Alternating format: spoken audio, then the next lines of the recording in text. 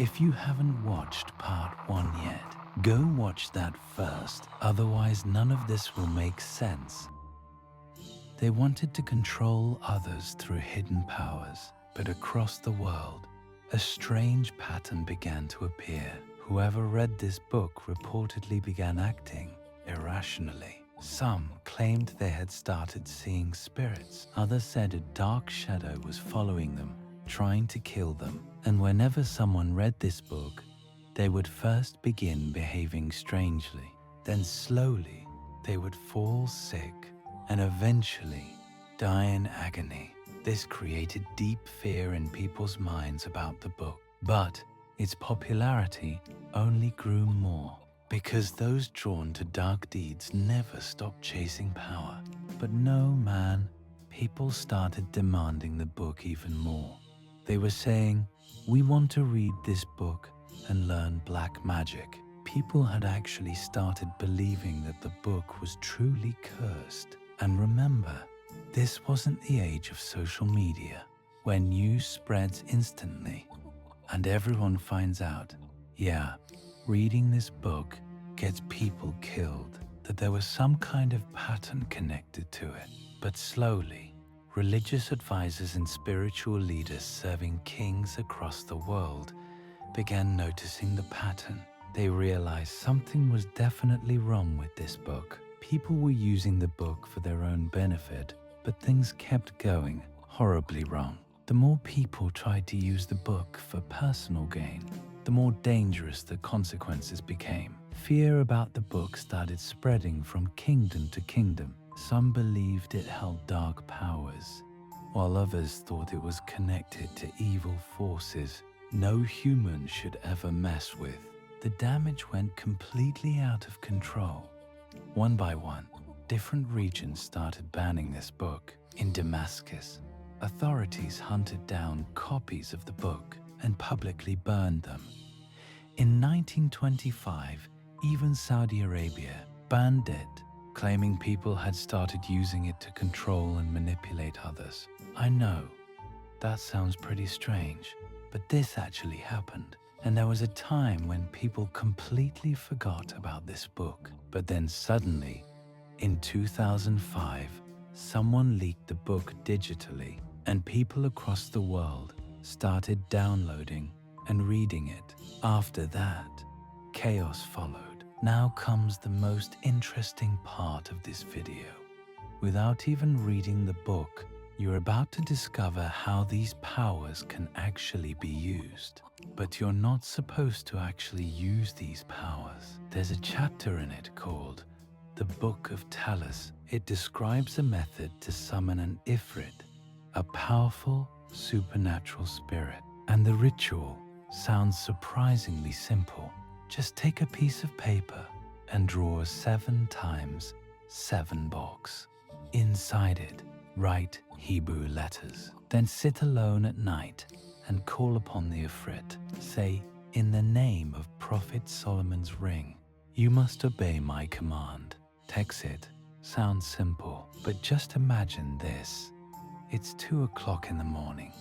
Total silence everywhere. Your room is dark and you're trying to summon something through black magic or by following a mysterious ritual, something you barely understand. All you know is that it's supposed to be a spirit. Will it appear or not? And if it does, what will it do to you? Just think about the state of mind of the person performing this ritual at that moment. There's another chapter in this book called Djinn Alliance Autodive. Added during the 14th century, this chapter claims that if you want to control a person, you must summon a Marid. But who is a Marid? A Marid is believed to be a spirit that lives deep within the oceans. And now you're trying to bring an unknown entity into your world, one that is described in ancient texts as a supernatural being associated with teaching forbidden magic. So directly or indirectly, this book talks about calling supernatural entities into our world, controlling people, and increasing your own power. It gives different methods, claiming you can summon dark forces and spirits, and even make them carry out your desires. So naturally, a question might come to your mind. Surely someone must have successfully used this book at some point, right? And according to the stories, something like that actually did happen. Listen to this. 17th century, Yemen. One man recited the rituals written in that book late at night. But the next morning, when he opened the door of his house, he saw dogs standing all around it. Not normal dogs. They weren't moving, they weren't barking either. They were just standing there staring directly at him. Now imagine this yourself. You step outside your house and see 30 or 40 dogs, completely silent, just staring at you. That alone would terrify anyone. And after that incident, the man reportedly lost his sanity. In Algeria, some people who studied this book said something terrifying on their deathbeds. They claimed, "We summoned a spirit after reading this book, and it destroyed our lives." One man claimed that after reading this book, the walls around him started shaking. He became so terrified that he believed his house was about to collapse on him. And eventually, that fear drove him insane. Many people who read this book also reported hearing strange voices, voices that never stopped, 24 hours a day. And over time, those sounds completely shattered their mental stability. So these were the stories surrounding the book, or maybe just rumors, theories, legends. But is this book actually cursed? Do people really lose their minds after reading it? And if they do, are spirits truly the reason behind it? Well, some people would say yes, but those who believe in science don't see this as the work of spirits or curses at all. Instead, they see it as the effect of a psychological condition. For example, science says that if you stay awake all night performing dark rituals, trying to summon spirits with negative intentions, then your mind can start imagining strange things simply because you're sleep deprived and because your entire focus is fixed on fear and disturbing thought. In that mental state, even a rope can start looking like a snake. That's exactly what happens during rituals like Bloody Mary.